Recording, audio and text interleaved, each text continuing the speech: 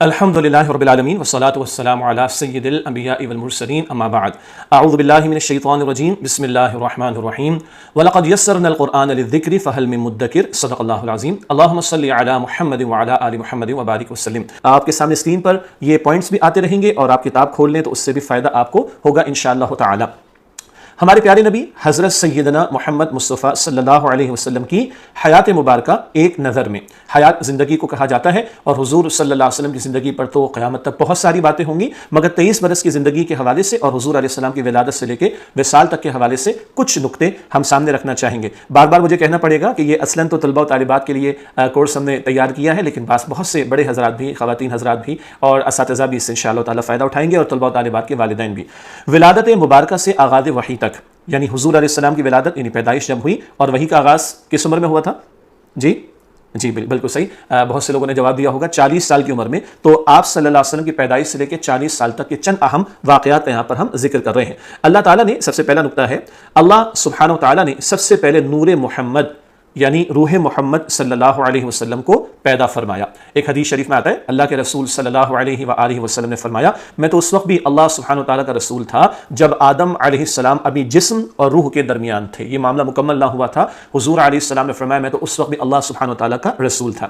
دوسرا نقطہ، آپ صلی اللہ علیہ وسلم کی ولادت باسعادت بروز پیر ماہ ربیع الاول میں ہوئی۔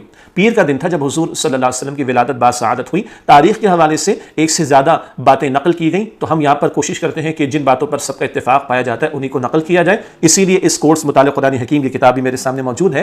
مطالعہ قرآن حکیم برائے طلبہ و طالبات کی خاص بات کیا ہے کہ تمام مکاتب فکر کے علماء نے اس پر اتفاق فرمایا، تو ہم کوشش کریں گے کہ ایسی بات جس میں کچھ اختلاف پایا جاتا ہے وہ ذکر میں نہ آئے۔ آپ صلی اللہ علیہ وسلم کی ولادت باسعادت بروز پیر ماہ ربیع الاول میں ہوئی۔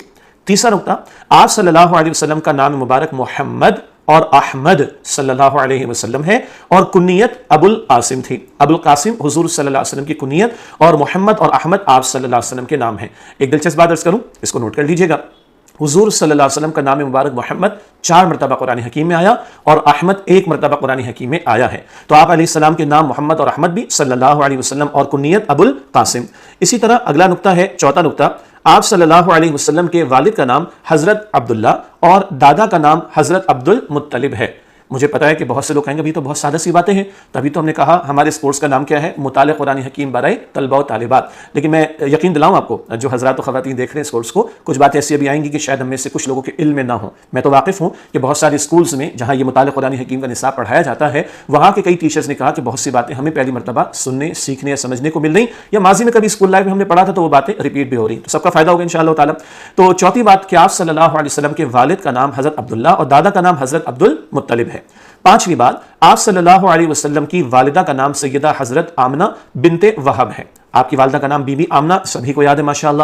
چھٹی بات، آپ صلی اللہ علیہ وسلم کی ولادت باسعادت کے وقت ظاہر ہونے والے نور سے ملک شام کے محلات روشن ہو گئے۔ بہت سارے عجیب اور خوبصورت اور عظیم واقعات حضور صلی اللہ علیہ وسلم کی ولادت باسعادت کے موقع پر پیش آئے۔ جب آپ کی ولادت ہوئی، ولادت مبارک، تو اس وقت ایک نور ظاہر ہوا جس سے شام، ملک شام، سیریا، اس کے محلات روشن ہو گئے۔ یہ عظمتوں والا معاملہ اس دنیا میں پیش آیا جب حضور صلی اللہ علیہ وسلم کی ولادت باسعادت ہوئی۔ اگلا واقعہ بہت سے بچوں کو بھی یاد ہوگا، آپ صلی اللہ علیہ وسلم کو دودھ پلانے والی عورتوں میں سیدہ حضرت آمنہ حضور کی والدہ، حضرت حلیمہ سعدیہ رضی اللہ تعالی عنہا بہت مشہور نام، اور ثویبہ رضی اللہ تعالی عنہا شامل ہیں۔ یہ پڑھا جائے گا ثویبہ، کبھی ہم ثوبیہ پڑھ دیتے ہیں، ثویبہ صحیح نام ہے۔ یہ وہ خواتین آپ کی والدہ بی بی آمنہ، پھر حضرت حلیمہ سعدیہ رضی اللہ تعالی عنہا جن کے گھر میں حضور نے ابتدائی سالوں کا کچھ حصہ گزارا، اور حضرت ثویبہ رضی اللہ تعالی عنہا، ان خواتین نے حضور کو دودھ پلایا تھا۔ آٹھویں بات، آپ صلی اللہ علیہ وسلم کے شق صدر مبارک کا واقعہ پہلی مرتبہ بچپن میں پیش آیا۔ صدر کسے کہتے ہیں؟ سینے کو کہا جاتا ہے۔ شق کا مطلب سینہ کھول دیا جانا۔ اللہ اکبر۔ یہ واقعہ وہ معراج کے موقع کے حوالے سے بھی آپ نے سنا ہوگا، اور یہاں کیا ہے، بچپن میں حضور علیہ السلام ابتدائی عمر میں تھے تو آپ کے سینے اتھر کو کھولا گیا، چاک کیا گیا، جبریل تشریف لائے۔ یہ واقعات ایک سے زائد مرتبہ پیش آئے، اس کو کہتے ہیں شق صدر کا واقعہ۔ یہ پہلی مرتبہ بچپن میں پیش آیا۔ نویں بات، آپ صلی اللہ علیہ وسلم کی عمر مبارک 6 برس ہوئی تو والدہ ماجدہ سیدہ حضرت آمنہ کا وصال ہو گیا، جبکہ آپ کے والد گرامی حضرت عبداللہ کا انتقال آپ صلی اللہ علیہ وسلم کی ولادت سے پہلے ہو چکا تھا۔ یہ بھی سب کو معلوم ہے، جب اللہ کے نبی علیہ السلام پیدا ہوئے تو دنیا میں آپ کے والد نہیں تھے، اور جب آپ 6 سال کے ہوئے تو آپ کی والدہ کا انتقال ہو گیا۔ یہ بچوں کو بھی سمجھنا چاہیے، اور بہت سے وہ لوگ جن کے ساتھ ایسے واقعات پیش آئے، خود اللہ کے رسول نے یتیمی کی زندگی گزاری، الم یجدک یتیما فآویٰ، سورہ والضحیٰ میں حضور کے تعلق سے آتا ہے نا صلی اللہ علیہ وسلم، تو خود حضور نے یتیمی کی زندگی گزاری، ایسی مشکلات اور کہہ لیجیے مشکل حالات خود حضور کو بھی پیش آئے۔ آج یہ ذہن میں بٹھائیے، جب ہم اور بڑے ہوں گے، طلباء و طالبات کی بات کر رہا ہوں، تو پھر ہمیں اور باتوں کو سمجھنا انشاءاللہ تعالیٰ آسان ہوگا۔ اس کے بعد اگلا نقطہ ہے 10واں نقطہ، آپ صلی اللہ علیہ وسلم کی عمر مبارک جب 8 برس ہوئی تو آپ صلی اللہ علیہ وسلم کے دادا حضرت عبد المطلب وفات پا گئے۔ یہ ایک اور بات ہو گئی کہ جب آپ 8 برس کے ہوئے تو دادا کا بھی انتقال ہو گیا، تو ظاہر کے اعتبار سے دیکھیے والد بھی نہیں، والدہ بھی نہیں، اور اب دادا بھی نہیں ہے۔ 11ویں بات، آپ صلی اللہ علیہ وسلم نے 12 برس کی عمر میں جناب ابو طالب کے ساتھ ملک شام کی طرف سفر تجارت فرمایا۔ حضور نے تجارتی سفر بھی کیے، اس کی بھی بڑی حکمتیں ہیں۔ تجارت کے دوران میں اور سفر کے دوران میں بندہ بہت کچھ سیکھ رہا ہوتا ہے، اور حضور نبی اکرم علیہ السلام کو تو سارے عالم کے لیے اور تمام عالمین کے لیے رحمت بنا کر بھیجا، تو لوگوں کے حالات، لوگوں کی مشکلات، لوگوں کے مسائل، ان سب سے حضور گزرے ان اسفار کے نتیجے میں۔ اچھا مشکل لفظ آ گیا، سفر کی جمع اسفاری، جو آپ حضور نے ٹریولنگ کی ہے، سفر کیے ہیں، اس تعلق سے حضور کو ان سارے مراحل سے گزارا گیا۔ البتہ اندازہ کریں 12 برس کی عمر ہے حضور کی، اور حضور نے جو گھر بیٹھے رہنا پسند نہیں کیا، اور حضور نے محنت والی اور جد و جہد والی زندگی گزاری۔ 12 برس کی عمر میں اپنے چچا ابو طالب کے ساتھ حضور نے شام کے ملک کی طرف سفر کیا تجارت کے تعلق سے۔ اور آپ کو پتہ ہے نا، بحیرہ راحب آپ نے سنا ہوگا، اسی سفر کے دوران حضور صلی اللہ علیہ وسلم کی بڑی عظمتیں اور نشانیاں ظاہر ہوئی تھیں۔ 12واں نقطہ، آپ صلی اللہ علیہ وسلم نے 25 سال کی عمر میں حضرت خدیجہ الکبریٰ رضی اللہ تعالی عنہا سے نکاح فرمایا۔ یہ پہلا نکاح حضور کا ہے جب حضور کی عمر کتنی ہے؟ 25 سال، اور بی بی خدیجہ کی عمر کتنی تھی؟ 40 سال۔ یہ ذہن میں بٹھائیے، پھر جب اور آگے ہم سمجھیں گے، سیرت کا مطالعہ کریں گے تو باتیں اور کھلیں گی۔ 13ویں بات، آپ صلی اللہ علیہ وسلم کی اولاد پاک 3 صاحبزادے، حضرت قاسم رضی اللہ تعالی عنہ، حضرت عبداللہ رضی اللہ تعالی عنہ، اور حضرت ابراہیم رضی اللہ تعالی عنہ ہوئے۔ یہ 3 بیٹے تھے حضور کے صلی اللہ علیہ وسلم، جو سب بچپن میں ہی وصال کر گئے۔ اللہ اکبر، 3 بیٹے اللہ تعالیٰ نے نبی صلی اللہ علیہ وسلم کو عطا کیے، اور تینوں کا انتقال بچپن میں ہو گیا۔ کتنے بڑے سانحات کہہ لیجیے، آزمائشیں کہہ لیجیے، جس سے خود حضور گزرے صلی اللہ علیہ وسلم۔ اور 4 صاحبزادیاں تھیں، حضرت زینب رضی اللہ تعالی عنہ، حضرت رقیہ رضی اللہ تعالی عنہ، حضرت ام کلثوم رضی اللہ تعالی عنہ، اور حضرت فاطمہ رضی اللہ تعالی عنہ۔ یہ 4 صاحبزادیاں ہوئیں حضور صلی اللہ علیہ وسلم کی، حضرت زینب رضی اللہ تعالی عنہ، حضرت رقیہ رضی اللہ تعالی عنہ، حضرت ام کلثوم رضی اللہ تعالی عنہ، حضرت فاطمہ رضی اللہ تعالی عنہ۔ یہ بھی نوٹ کیجئے گا کہ 4 بیٹیاں جوان ہوئیں، مگر ان میں سے بھی 3 کا انتقال حضور کی اپنی زندگی میں ہو گئے۔ تو 3 بیٹے چھوٹی عمر میں انتقال کر گئے، اور 3 بیٹیاں بڑی ہوئی، جوان ہوئی، ان کا انتقال حضور کی اپنی حیات طیبہ میں ہوا۔ صرف بی بی فاطمہ رضی اللہ عنہا جن کا انتقال حضور کے وصال کے 6 مہینے کے بعد ہوا۔ 14واں نقطہ ہے، آپ صلی اللہ علیہ وسلم کو اعلان نبوت سے پہلے بھی صادق اور امین کے لقب سے یاد کیا جاتا تھا۔ اللہ اکبر، ابھی اعلان نبوت نہیں ہوا، مگر سارے مکے والے حضور کے کردار کے اعتراف کرنے والے ہیں، صادق اور امین۔ اور ہاں، ایک اور واقعہ بھی یاد ہے نا، یہاں لکھا ہوا نہیں ہے، وہ کیا ہے؟ 35 برس کی جب عمر تھی رسول پاک صلی اللہ علیہ وسلم کی، تو حجر اسود کو نصب کرنا، حجر اسود معلوم ہے نا جہاں سے طواف کا آغاز ہوتا ہے، حجر اسود کا نصب کیا جانا، یہ 35 برس کی جب حضور علیہ السلام کی عمر تھی تب یہ معاملہ ہوا۔ اور 15واں نقطہ ہے، آپ صلی اللہ علیہ وسلم کی عمر مبارک 40 برس ہوئی تو نزول وحی کا آغاز ہوا۔ کون سی وحی آئی تھی؟ جی ہاں، انا انزلناہ فی لیلۃ القدر، یہ آئی تھی؟ نہیں، وہ تو شب قدر میں تو قرآن کے نزول کا ذکر ہو رہا ہے۔ جی یاد آ گیا، اقرأ بسم ربک الذی خلق، خلق الانسان من علق۔ ماشاءاللہ، یہ پہلی 5 آیات سورہ علق کی 40 برس کے حضور ہوئے تب آپ صلی اللہ علیہ وسلم پر نازل ہوئیں۔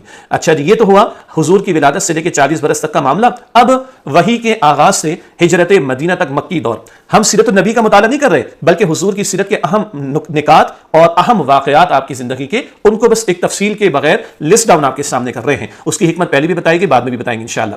وحی کے آغاز سے ہجرت مدینہ تک مکی دور، پہلا نقطہ ہے اس حوالے سے، آپ صلی اللہ علیہ وسلم پر نزول وحی کے بعد حضرت خدیجہ الکبریٰ رضی اللہ تعالی عنہ، حضرت ابوبکر صدیق رضی اللہ عنہ، حضرت علی المرتضیٰ رضی اللہ عنہ، اور حضرت زید بن حارثہ رضی اللہ عنہ اسلام لائے۔ عورتوں میں سے بی بی خدیجہ، مردوں میں سے صدیق اکبر رضی اللہ عنہ، بچوں میں سے حضرت علی مرتضیٰ، اور غلاموں میں سے حضرت زید بن حارثہ۔ یہ 4 افراد اول حضور پر ایمان لائے، گھر کے لوگ ہیں، قریبی لوگ ہیں، حضور کا پاکیزہ کردار سامنے تھا، جیسے حضور کی دعوت شروع ہوئی فوراً یہ لوگ ایمان لے آئے۔ دوسرا نقطہ، کب کی بات ہو رہی ہے؟ وحی کا آغاز کس برس میں ہوا حضور علیہ السلام پر؟ 40 سال کی برس عمر میں، اور 40 سال سے وحی کا نزول شروع ہو گیا۔ اب اس کے بعد کے واقعات، جو 13 برس اللہ کے نبی صلی اللہ علیہ وسلم نے مکہ مکرمہ میں گزارے، کتنے؟ 40 برس کے بعد وحی کا نزول شروع ہوا، اور 13 برس اب حضور مکہ میں رہیں گے، اور پھر 10 برس مدینہ شریف میں رہیں گے۔ یہ جو 13 برس ہیں آغاز وحی کے فوراً بعد، اس کے کچھ واقعات کو ہم سمجھ رہے ہیں، ٹھیک ہے؟ 4 افراد کا ذکر آگے جو اول ایمان لائے۔ نمبر 2، آپ صلی اللہ علیہ وسلم نے نزول وحی کے بعد ابتداءً غیر اعلانیہ طور پر تبلیغ اسلام کا آغاز کیا۔ غیر اعلانیہ کا مطلب پبلکلی ابھی نہیں کیا، اوپنلی نہیں کیا، ایک کے پاس جا کر حضور دعوت دیتے تھے، اور پہلے 3 سال تک تقریباً حضور نے ایسا ہی معاملہ کیا صلی اللہ علیہ وسلم، پبلکلی نہیں بلکہ انڈیویجولی ایک کے پاس جا کر حضور دین کی دعوت دیتے تھے۔ تیسرا نقطہ، آپ صلی اللہ علیہ وسلم کی عمر مبارک تقریباً 43 برس تھی، 43، جب آپ صلی اللہ علیہ وسلم نے اعلانیہ تبلیغ دین کا آغاز فرمایا۔ یہ ایک اور نقطہ آ گیا ہمارے سامنے کہ جب اللہ کے رسول علیہ السلام کی عمر مبارک 43 برس 43 ایئرس کی ہوئی تو اب تبلیغ اعلانیہ شروع ہو گئی، اوپنلی اللہ کے رسول علیہ السلام نے دعوت کا عمل شروع کر دیا۔ اچھا یاد ہے آپ کو کوہ صفا، صفا مروہ کا نام سنا ہے نا؟ تو کوہ صفا، کوہ کہتے ہیں پہاڑ کو، ماؤنٹین کو، صفا کا جو ماؤنٹین تھا، پہاڑ تھا، اس پر کھڑے ہو کر پبلکلی حضور علیہ السلام نے دعوت شروع کی۔ اچھا جی آگے چلتے ہیں۔ چوتھا نقطہ ہے اس تعلق سے کہ آپ صلی اللہ علیہ وسلم کی ظہور نبوت کے 5ویں سال پہلی ہجرت حبشہ ہوئی۔ ظہور نبوت، اعلان نبوت یا وحی کا آغاز ایک ہی بات ہے۔